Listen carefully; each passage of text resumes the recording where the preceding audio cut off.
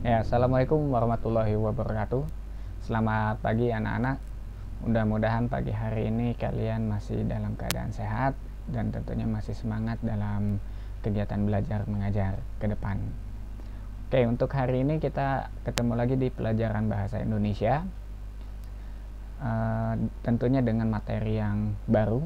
Setelah minggu kemarin kita sudah mempelajari tentang mencari informasi menggunakan indeks. Nah, maka hari ini kita akan mempelajari materi tentang menyajikan peta konsep dari isi buku, baik itu buku fiksi ataupun non fiksi. Nah,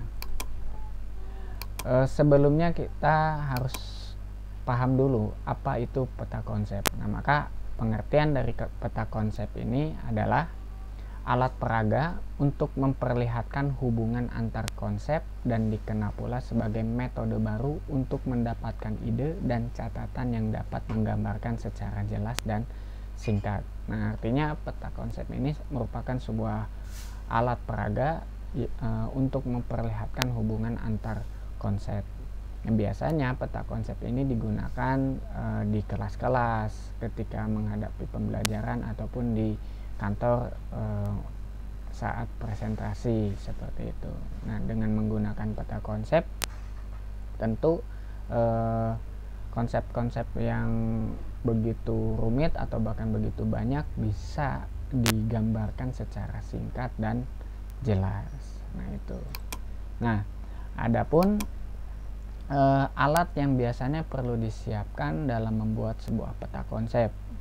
Nah, yang pertama biasanya adalah kertas kosong apabila itu medianya adalah kertas, atau kalau misalnya kita dalam kelas yaitu medianya ya papan tulis, atau kalau misalnya di di presentasi di kantor ya biasanya PowerPoint ataupun dan sejenisnya. Nah, kalau medianya kalau siswa biasanya menggunakan media kertas. Nah, biasanya alatnya yang pertama adalah kertas kosong. Nah, di atas kertas kosong inilah biasanya kalian menggambar peta konsep. Yang alat kedua adalah spidol. Nah, spidol ini digunakan untuk mewarnai atau menulis sebuah ide pokok atau sub-sub ide dan penjabarannya. Kenapa harus menggunakan spidol? Karena biasanya kalau kita spidol itu warnanya banyak, jadi tidak monoton. Warnanya itu tidak hanya hitam tetapi ada warna biru, merah, kuning. Nah, biasanya kalau peta konsep digambarkan bermacam-macam warna, itu akan sangat menarik bagi orang yang mendengarkan atau menyimaknya itu. Nah, adapun langkah-langkah ketika ingin membuat sebuah peta konsep, yang pertama itu adalah kalian ambil kertas kosong. Jika medianya itu adalah kertas, maka ambillah kertas kosong, posisikan kertas itu dengan posisi landscape atau horizontal. Nah, langkah kedua adalah buat peta konsep untuk masing-masing bab dari buku yang Anda baca. Nah, tentu ketika kalian ingin membuat sebuah peta konsep, amunisinya adalah kalian harus sudah membaca minimal satu buku. Nah, maka ketika sudah membaca satu buku, maka kalian mengambil sebuah kertas lalu buatlah sebuah peta konsep. Misal contoh peta konsepnya adalah seperti ini. Nah, ini ketika kalian misalnya sudah membaca sebuah isi buku tentang apresiasi sastra. Nah, di buku apresiasi sastra ini terdapat 5 bab. Yang pertama ada bab 1, bab 2, bab 3, bab 4 dan bab 5. Nah, ketika kalian ingin membuat sebuah peta konsep ini, tetapi peta konsepnya tidak menggambarkan keseluruhan, itu boleh seperti ini. Misal contoh kalian hanya ingin membuat sebuah peta konsep bab 1 saja, ya kalian bisa seperti ini. Misalnya di sini judul bukunya adalah apresiasi sastra. Nah, peta konsepnya yang pertama kalian gambarkan pendahuluan. Nah, ini pendahuluan. Yang kedua misalnya apa saja sih di dalam pendahuluan di bab pertama ini, Isinya yang pertama ada pengertian kesastraan, digambarkan seperti ini. Yang kedua ada manfaat karya sastra, dan yang ketiga ada jenis-jenis karya sastra. Nah, inilah peta konsep yang ada di buku apresiasi sastra di bab pertama, seperti itu. Nah, langkah yang kedua setelah membuat peta konsep di masing-masing bab dari buku yang Anda baca, yang kedua adalah tuliskan ide pokok atau kata atau frase dari bab yang Anda sedang baca di tengah-tengah kertas. Tulis ide pokok itu dengan menggunakan kata kunci. Nah, tentu di dalam bab itu kan pasti ada ide pokok yang membahas mengenai sebuah materi yang sedang dibahas. Nah, tulislah ide pokok itu menggunakan kata kunci. Nah, misalnya kata kunci itu apa? Nah, kata kunci ini adalah untuk memudahkan Anda dalam menyusun peta konsep. Selain dibandingkan dengan sebuah kalimat, kata kunci memiliki makna yang tak terhingga. Nah, artinya selain kata kunci ini singkat dibandingkan dengan kalimat, biasanya ketika membuat sebuah peta konsep itu terkendala oleh media yang terbatas.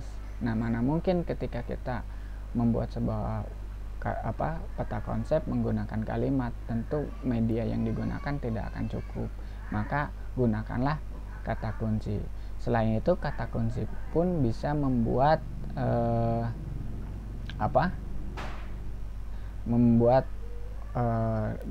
katanya tersebut memiliki makna yang tak terhingga. Nah, dengan menulis kata kunci sama artinya memberikan kesempatan kepada otak untuk berpikir secara kreatif untuk merepresentasikan ide pokok tersebut. Nah, artinya karena kata kunci itu bisa memiliki makna yang tak terhingga, maka memberikan kesempatan kepada otak kita untuk merepresentasikan ide pokok tersebut, atau mewujud atau menggambarkan konsep-konsep yang ada di dalam peta konsep itu, konsep yang ada di dalam peta konsep tersebut. Nah, itu pentingnya menggunakan kata kunci. Kenapa? Karena singkat, kedua bisa memiliki makna yang tak terhingga, yang ketiga bisa merepresentasikan ide pokok tersebut. Nah, seperti itu. Nah, kata kunci ini pun bisa berbentuk gambar, bisa berbentuk kata. Nah, kenapa bisa berbentuk gambar? Karena tujuannya kata kunci berbentuk gambar supaya otak tertarik dengan peta konsep yang dibuat. Nah, misalnya logikanya seperti ini. Ketika kita membaca buku, nah buku itu hanya berisi kata-kata saja, berisi tulisan saja, Bapak yakin bagi orang yang tidak terbiasa membaca buku itu akan terasa bosan. Tetapi kalau buku itu disajikan gambar, maka Bapak yakin seseorang akan lebih tertarik membaca buku tersebut apabila buku tersebut disuguhi sebuah gambar. Pun sama dengan peta konsep. Nah, maka peta konsep bisa berisi gambar, bisa berisi kata-kata, seperti itu. Nah, yang keempat, setelah ide pokok ditulis, tulislah penjabaran dari ide pokok itu atau sub ide pokok. Nah, artinya ketika kalian sudah mendapatkan ide pokok itu, maka dari itu ide pokok itu kalian jabarkan menjadi sub-sub ide pokok lainnya, seperti itu, dengan menggunakan spidol warna yang berbeda-beda. Nah, jadi kalian ketika sudah mendapatkan ide pokok itu, kalian sub idenya jabarkan menjadi sub ide pokok yang lebih kecil, dan gunakanlah spidol warna yang berbeda-beda. Nah, kenapa harus menggunakan warna? Sama seperti halnya gambar tadi yang Bapak jelaskan, karena warna sama seperti gambar membuat otak kita lebih tertarik pada apa yang kita baca. Nah, jadi kalau berwarna kan enak gitu dilihat dan dibacanya dibandingkan hanya satu warna gitu. Nah, langkah kelima ketika kita ingin membuat sebuah peta konsep adalah hubungkan ide pokok dengan masing-masing sub-ide menggunakan sebuah garis. Nah, ketika kalian sudah menjabarkan ide pokok itu menjadi sub-ide, maka antara ide pokok dengan sub-ide itu kalian hubungkan menggunakan sebuah garis. Nah, seperti ini contohnya. Nah, ini adalah ide pokok. Ide pokok ini dihubungkan menggunakan garis-garis yang melengkung kepada sub-ide. Nah, ini adalah sub-ide. Nah, sub-ide ini dikerucutkan lagi menjadi poin-poin yang lebih kecil lagi daripada sub-ide menggunakan garis-garis seperti ini. Nah, inilah penjabaran dari ide pokok menjadi sub-ide. Nah, dari sub-ide ini dijabarkan lagi ke hal-hal yang lebih kecil lagi seperti itu menggunakan garis. Nah, setelah menghubungkan antara ide pokok dengan sub-ide pokok, maka jika poin-poin penjabaran sub-ide masih bisa dijabarkan lagi menjadi beberapa poin yang lebih kecil, maka tambahkanlah poin-poin itu ke dalam peta konsep Anda. Ulangi langkah di atas sehingga tidak ada lagi poin yang dapat dijabarkan.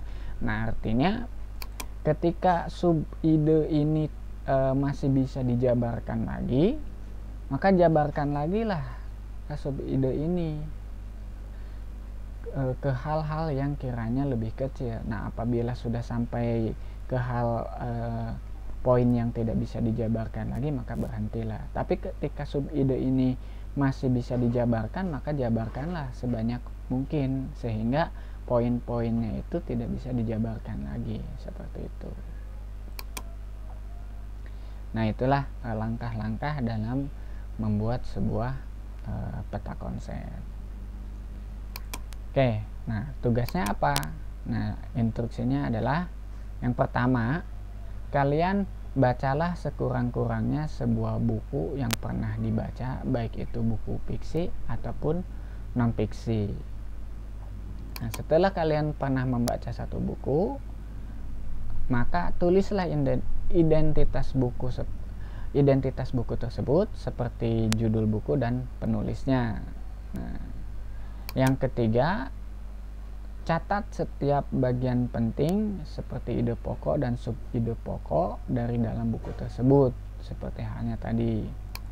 Yang keempat, setelah itu buat dalam peta konsep seperti contoh yang sudah diterangkan. Buat peta konsep yang seperti tadi yang Bapak terangkan. Yang kelima, buat di kertas HPS ataupun kertas apa saja. Yang keenam, gunakan spidol warna yang berbeda di setiap bagian di dalam peta konsep. Nah, seperti tadi kan warnanya beda-beda. Nah, yang ketujuh, setelah jadi, fotolah peta konsep yang telah kalian buat tersebut. Setelah dipoto, lalu foto itu diupload di web belajar ASBC. Nah, itu kiranya instruksi atau tugas yang harus kalian kerjakan. Yang pertama, baca minimal satu buku. Kedua, tulis identitas buku. Catat bagian-bagian penting. Buat dalam peta konsep. Buat di kertas HPS atau kertas apa saja. Gunakan spidol yang berwarna-warna. Foto peta konsep tersebut lalu upload. Oke.